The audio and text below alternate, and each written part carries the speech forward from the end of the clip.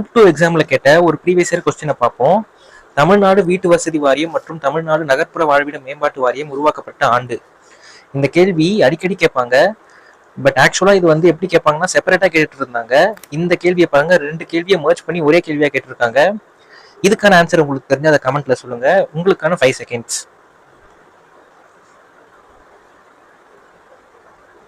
சரி வாங்க, இதுக்கான ஆன்சர் எங்கெங்க இருக்குன்னு பார்த்துருவோம். ஃபர்ஸ்ட் ஒன், வீட்டு வசதி மற்றும் நகர்ப்புற வளர்ச்சித்துறை. இந்த டிபார்ட்மெண்ட் பாலிசி நோட். இதோட மினிஸ்டர் பாருங்க, சு முத்துசாமி.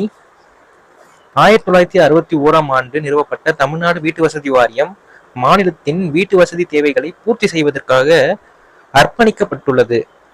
ஸோ தமிழ்நாடு வீட்டு வசதி வாரியம் ஆரம்பிச்சது 1961. இப்போ செகண்ட் ஒன், வீட்டு வசதி மற்றும் நகர்ப்புற வளர்ச்சித்துறை ஒரே டிபார்ட்மெண்ட் தான்.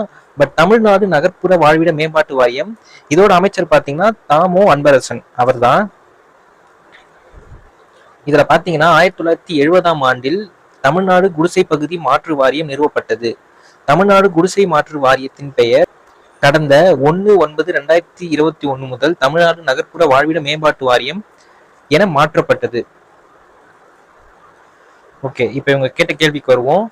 நம்ம பார்த்தபடி தமிழ்நாடு வீட்டு வசதி வாரியம்ன்றது 1961 ஆரம்பிக்கிறாங்க. தமிழ்நாடு நகர்ப்புற வாழ்விட மேம்பாட்டு வாரியம்ன்றது 1970 ஆரம்பிக்கிறாங்க.